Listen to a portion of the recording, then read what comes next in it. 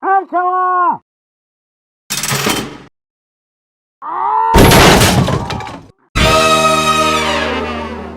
What's up, everybody out there in YouTube land? Wrath2501 here. Alright, guys. This is a video that was supposed to make it into the Halloween special, but it never did it due to time constraints, but I really wanted to do it. This is a Popcross Studios video, and this is what his famous horror characters were Marvel superheroes, alright? I wanted to do it, but I never got around to it. I'm sorry. So, let's see what he's got for us here, what he's doing. I know from the thumbnail he's doing Jason, at the very least. So let's go. The last couple of Octobers, I've intended to make a video where I take classic horror movie characters and turn them into superheroes. And it's always just either slipped my mind or lost out to another idea. So this year I figured I would start off... Usually loses out to dragons. He really loves dragons. Specifically taking horror movie characters and turning them into superheroes in the Marvel Universe. Now, technically, one of the creatures I'm using for this episode isn't quite as iconic as some of the others. It's the Gwenwolf from the Korean horror movie The Host. The what? But if you haven't seen that movie, I highly recommend checking it out. The It's directed by Gwenwolf? the guy who did Snowpiercer and Parasite, and it's my personal favorite monster movie. It has some top-tier monster stuff in it. But even if you've never seen it before, I think you'll enjoy the story and art for it. I've heard of it, but I've never seen it. So let's get into it, shall we? Let's go. Hit like if you want. Subscribe if you feel like. But either way, enjoy the show. Do it. For many millennia, the alien races of the Cree and the Skrulls have been at war. Both sides have devised innumerable tactics to try and gain the upper hand, even biological engineering. 300 years ago, a long-since-dead Cree scientist called Geigar went so far as to develop and breed a whole new species, built to be an intelligent and lethal weapon for the Cree armies. He spent it wouldn't years work. constructing them on the distant and nearly abandoned Cree moon of Acheron, working in secret as not all his methods would have been agreeable to his superiors. His plan was simply... Which is weird, the Cree don't give a shit about anybody. ...was finished, knowing they'd eventually see his means were justified. The creatures he made were a blend of multiple alien species, predominantly bred from the genes of the Cree, the Brood, and the Outriders. This new species, which he called the Xenomorphs, had enhanced speed, strength, durability, agility, powerful blade-tipped tails and claws, and impeccable hunting senses. I'm wondering who came first, the Brood or the Xenomorphs? So if they were injured in battle, their death could still bring about the end of their opponents. They became exactly as deadly as Geigar had hoped, but they were not as cooperative as he'd intended. He'd bred one of the subjects larger and stronger than the others, intending her to be the leader of the first hive. He called her Xeno, and when she was alive and in her early tests, she started asking questions of her creator. Her main inquiry was why her and her kind should be brought into a millennia-old war that Geigar didn't even seem to recall why it had begun in the first place. Geigar gave no satisfactory answer. Here's an answer. The Cree were dicks to the Skrull, turning the Skrull into bigger dicks. This, of course, was far from a satisfactory answer, and soon enough Xeno took charge of her newly created people and turned against Geigar. They killed their creator and took this moon for their home. Over the next 3 centuries, they bred and their numbers grew to nearly 1,000. They developed their own small civilization. Over centuries, really? Xeno, that took long. Eventually had a daughter of her own. Xenomorphs breed a lot faster than that. She intended to have take her place as leader of the hive, though she wouldn't get a chance. After living in peace on Acheron for some time, the species was eventually discovered by a Cree warrior called Ripley, the Accuser. She came to the moon like a small crew, unaware of what they'd find on this long-since-abandoned territory, and the Xenomorphs attacked, in a desire to keep other Cree from learning of their existence. In the process of the battle, Ripley's entire squadron was slain, but she found her own way to the nest in which the Xenomorphs laid their eggs of their young, and she threatened to burn them all unless they allowed her to escape. Xeno reluctantly agreed, and they all prepared for another battle upon Ripley the Accuser's return. But no battle was to come. What came instead was a slaughter. Ripley returned with dozens of ships that lit up the moon with fire from afar. By the time she came to the nuke from orbit, clad in golden Cree mech armor, few remained aside from Xeno and Eloise. Xeno tried her best to protect what little was left of her people, but she was slain by the accuser. Eloise was taken into Cree custody, as were the dozen or so remaining of her kind. The rest had all accepted defeat and the fate that awaited them on the Cree homeworld, but Eloise knew that she had to take over her mother's charge. She just barely managed to escape the Cree and fled in one of their own ships, swearing to return for her people when she found allies willing to aid her in the task of saving and protecting them until they found a new home. And luckily, after some weeks of searching, she'd find a group of scrappy guardians perfectly suited for the task.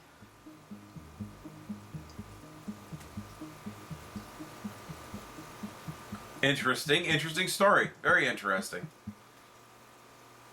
Ripley the Accuser, I like that. Oh yeah, here we go. Swamp with unusual abilities. Some select few know it as the place that transformed poor Dr. Theodore Salas into the infamous Man-Thing. But he is not the only one to undergo transformation in these waters. A young boy... Ooh, I want to see Jason versus Man-Thing. That'd be awesome. ...funded camp that stood on the edge of these swamps. It wasn't well run, and the counselors cared little about keeping the young attendees safe. On top of that, Jason had a very difficult time making any friends due to his shy demeanor and his appearance. He had a disfigured head ugly, being born with an ailment called hydrocephalus. He'd also, sadly, learned to always keep quiet, as any time he spoke up at home, it would often result in his abusive stepfather hurting him or his mother. His mother loved him dearly and had sent him away to the camp, hoping it could make for a good summer experience. But that was far from the case. He was bullied by both campers and counselors, and spent much of his time alone. In much of his free time, he'd sit out on the dock, feet dangling in the water, crying and confessing his wishes to the swamp. He said he wanted it all to stop. He didn't want to be afraid at home or alone everywhere he went. He wanted to Yeah, ultimately Jason does, despite the fact he's a psycho, he does have a tragic backstory. And stronger. Saying this aloud was simply his own attempt at coping. But little did he know, the swamp was listening. The water around his ankles suddenly swirled and shifted into hands and grabbed his ankles. He was pulled down into the water. He thrashed and called for help, but the counselors, who were supposed to be on watch, were nowhere to be seen. Yeah, they were too busy. Jason was eventually pulled under and blacked out. Strangely, he felt at peace when the waters fully overtook him. All was dark, but all was calm. Jason thought he had died, and this still nothingness was simply the afterlife. But eventually... This is kind of like the Camp Counselor Jason comics that some people made. It's like a good ending for Jason. From the water, still confused and scared by what had occurred, he got a glimpse down at his own body, and thought for a moment he'd gone mad. He was at least 2 feet taller and had the muscles of a bodybuilder. He touched his head and face, then looked down at his own reflection in the water. Not only did he look nearly 10 years older, but his hydrocephalus was gone. His head was totally normal in shape. While he was baffled by this transformation, he also eventually noticed that it was nighttime. When he'd gone under, it had been day.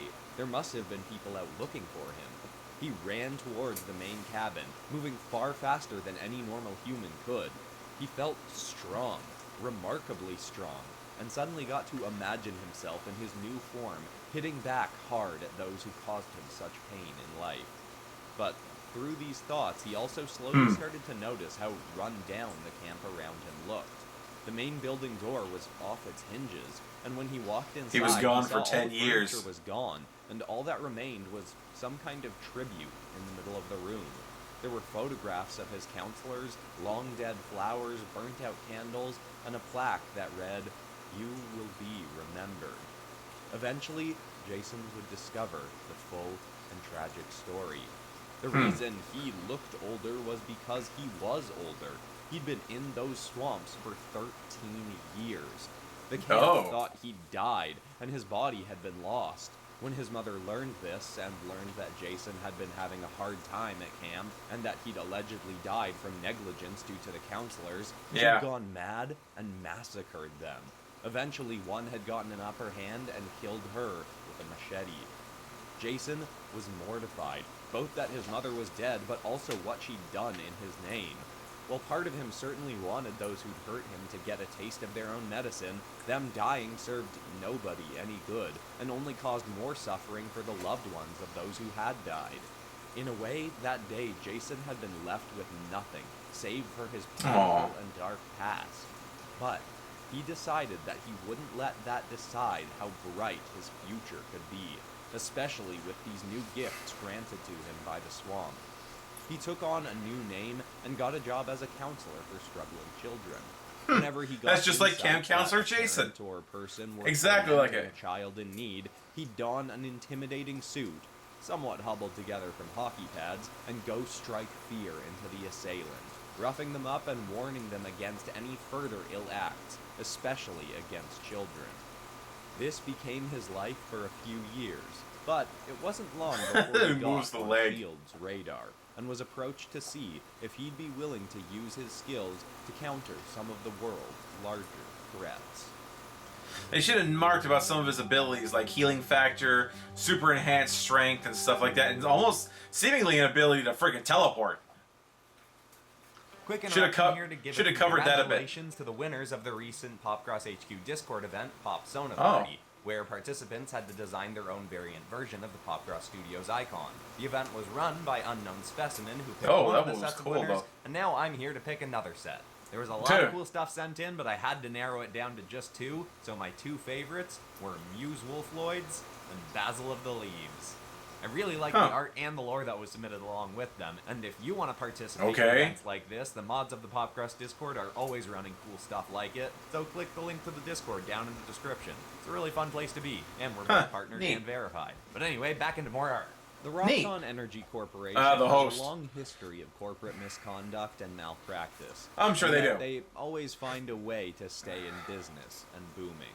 When Yeah, they opened most a new companies base of do. operations in Seoul, South Korea, many should have been keeping a close eye on them, and yet they were able to pay off the right people to keep their heads turned away. And kill the other The people. company was using this new facility to try and develop a new form of energy, made from Terrigen crystals, the same substance that awakens superhuman abilities in Inhumans.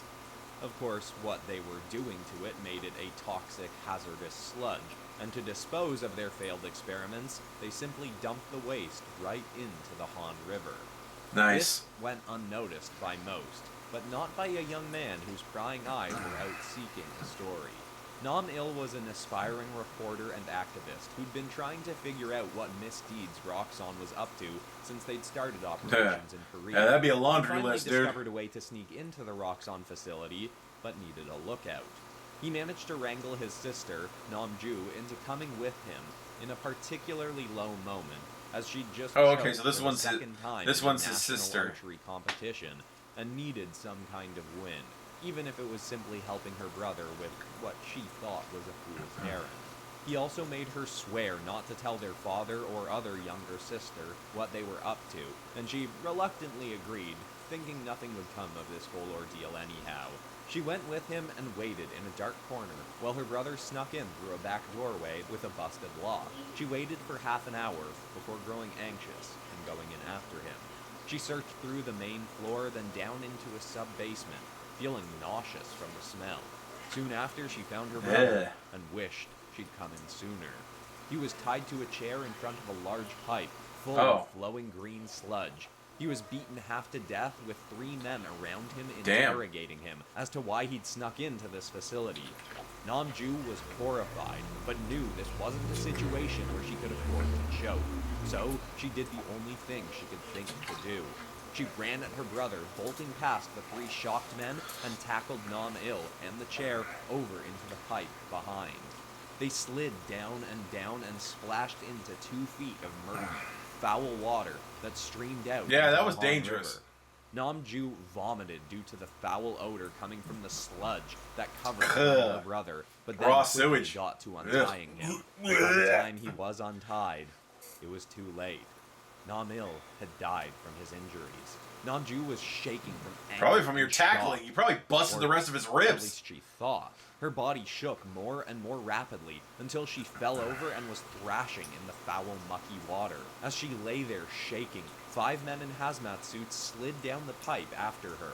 They approached her, and she They wanted followed nothing her more like than to that? That fight was or stupid. run, but her body wasn't cooperating. Until it did in a very unexpected way. Suddenly, a tail sprang from beneath her and slammed into one of the men, hurling him to his back. She soon realized that this tail was coming from her, and her shaking had From stopped. her ass. She flung herself to her feet with a balletic leap, looking at her hands and seeing that they were enlarged and changed to a slimy green color. The men came at her, and she spun around, slamming her tail against 3 of them and sending them flying backwards. She finally noticed that the 5th man had a camera pointed at her. She likely should have smashed it, but instead, she just ran. She ran to the river, leapt in, and swam at incredible speeds, before eventually growing very exhausted. She leapt herself out into a dark corner under a bridge and let herself fall asleep. When she awoke, she quickly found some garbage bags to conceal her mutated skin and tail and ran home to tell her father and sister what had happened. They were of course terrified at first upon seeing her, as her face and entire body were dramatically mutated. Yeah, and no devastated shit. to hear of She looks like the Naomi's swamp death, woman but from soon SCP. they would sadly find that neither of these occurrences were the last of their problems. On the news that day, a report came on every station of a so-called dangerous mutant that had attacked an innocent man, her brother. It was said that Roxxon employees had stepped in to try and save the boy, but she then assaulted them as well.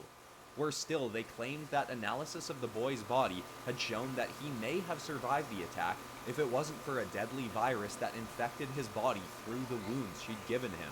They claimed that any who interacted with this so-called mutant would have to be isolated, as they could be infected with the virus that her body was the host of. Namju didn't know if the news had been paid off, or if Roxxon was they simply definitely that got paid good at off. manipulating and covering their tracks. But either way, a city-wide hunt was started for Namju, exacerbated further still by the fact that South Korea had some months earlier been subject of an attack by the Brotherhood of Evil Mutants.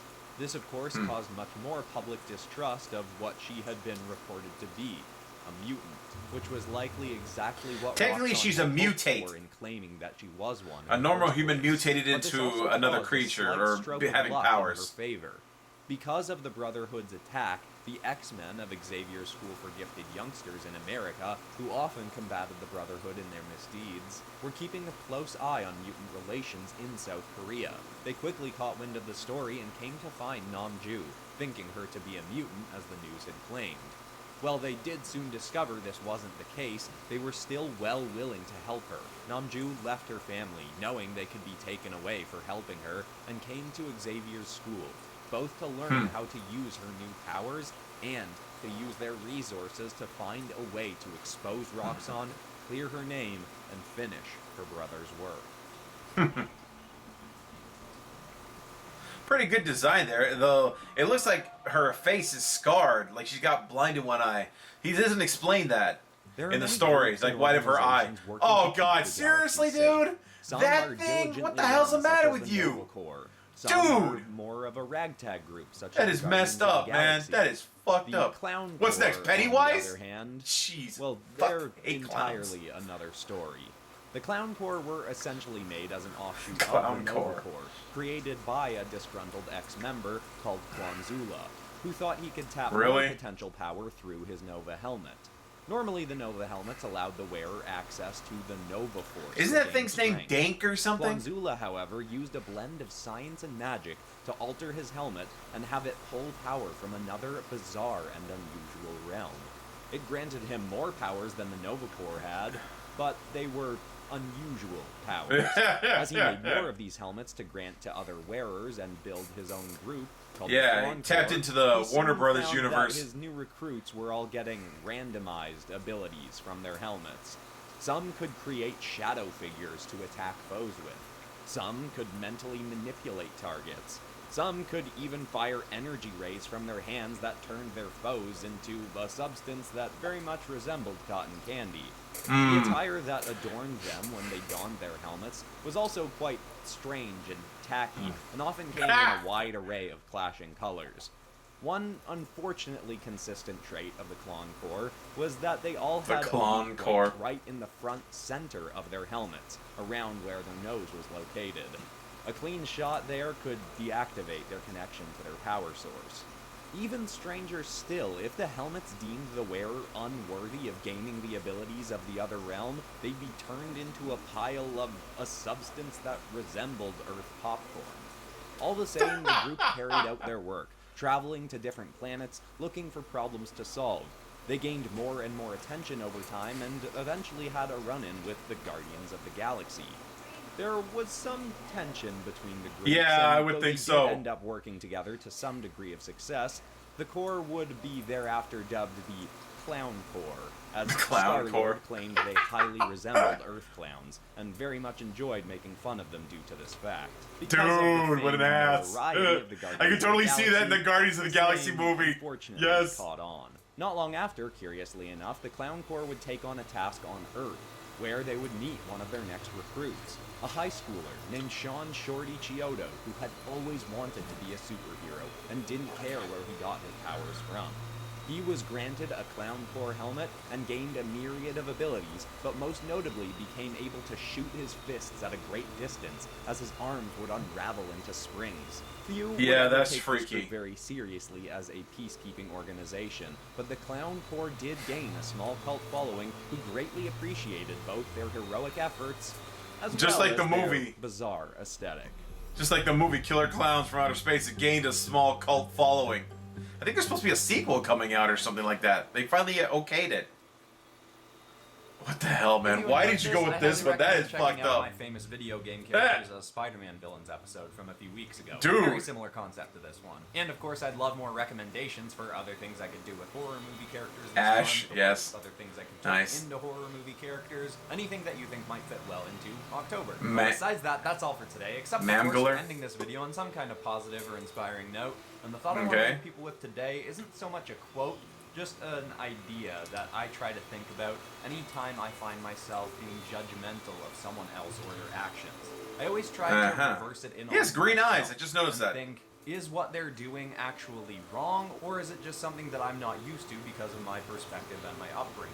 And if I do still see it as something that's an immoral act, I can then just try and use it as a reminder to myself to not act the way they're acting. There you go. People acting in a way that In other you words, don't be an approve of, asshole. or even in a way that hurts you, can always be turned for the positive by just making it a lesson Move. for yourself. Little different kind of ending note today, but I hope it's helpful to someone out there. Thanks so much for watching, everybody. I love you all, and I'll see you all in the next episode on Friday. Goodbye. Huh. Okay. So, I like that, and I know there's a part 2, and I will get to part 2 probably next week, okay? So, that is if famous horror characters were Marvel. I did like the stories on them. Those were actually done very, very well. The Alien one, that one's kind of a toss-up. I did like the Jason lookout, and I like the story. The story was very much like the Camp Counselor Jason story, if you've ever seen the comics. You can actually look them up on YouTube. People have actually dubbed them, because they have other characters popping in. The Host one, that is, while the design of the character was interesting, he didn't explain the scar on her eye. Well, actually, it's on her, think about it, flipped around to be on her left eye. So it's like half of her left eye was burned. He didn't explain that. So, yeah, he probably should have put that in the story. Though the design overall was pretty good, though it is also very typical of what you'd find in an X-Men comic. You often find that stuff. Anyway, what did you guys think of them? Like this video, subscribe. Let me know what you thought in the comments, and definitely click on the link to the originals. Like and subscribe over at Popcross. I will see you guys next time. Tune in every day for new content. Bye-bye.